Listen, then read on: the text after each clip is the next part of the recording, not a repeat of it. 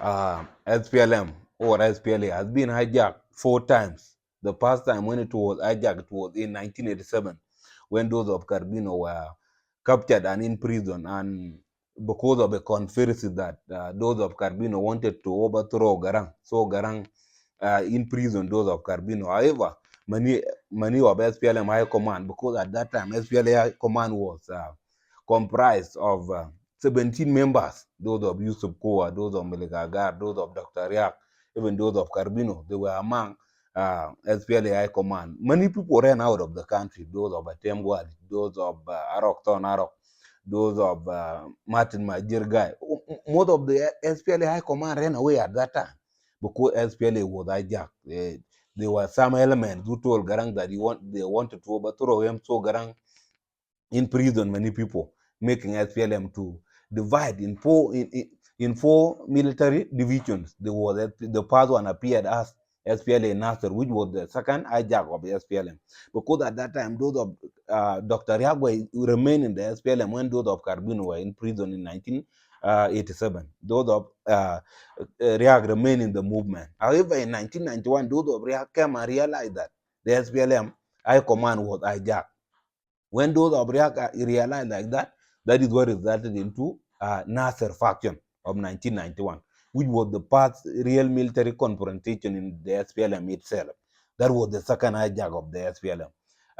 The third hijack of the SPLM was in 2004, when the same element who started the hijack of the SPLM in 1987, the one who told Garang that those of Carbino wanted to overthrow you, they also told Garang also like to remove Salva Kiir also from his position as the second to SPLM, because at that time those of Carbino were still outside the lab SPLM. They were having their own military wings like SPLM United of Carbino, SPLA Nasser of those of Riag and Lama Call, forces of unity of Pauline Matip. Then SPLA Torid was the one Garang headed, because it was the one which has remained now, but it was named SPLA Torid.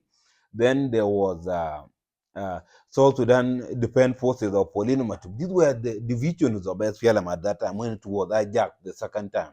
So the third hijack of the SPLM was in 2004, which caused Ye crisis and later became known as Rumbek crisis, when the elements who further hijacked SPLM in 1987 told Garang to remove Salva Kiir from his position.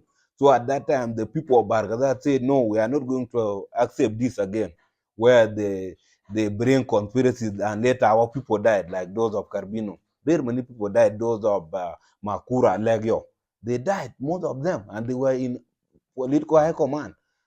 People from Bargazal at that time, when the father Jack father appeared, they died. Carbino died. Makura Legio died from Begis. Then there was another guy called Martin Maniel. Also, he died. These people from SPLM High Command from Bargazal died from the father Jack of the SPLM himself itself. At that time, when Rumbek crisis occurred, that was the time when SPLM was hijacked for the third time. Then now the fourth time when the SPLM was hijacked, because the first hijack of the SPLM, many people died, even the second people died, and the third people died. Now the fourth hijack was recently, like yesterday, those of Awena could they were removed from political high command, those of Waniga, those of Kwalmanyang, they were all removed from the political high command, and they put Bolmel at the second in high command. That was the fourth hijack of the SPLM. So these had always been history, the dynamic, how it started, how SPLM had been hijacked, seized. So this was the dynamic. And whenever the SPLM is always hijacked, there has to be a problem, because we know that it has always started since 1987. Whenever they hijack SPLM, there are always division. There is always a problem. So that was the history on how SPLM hijack started.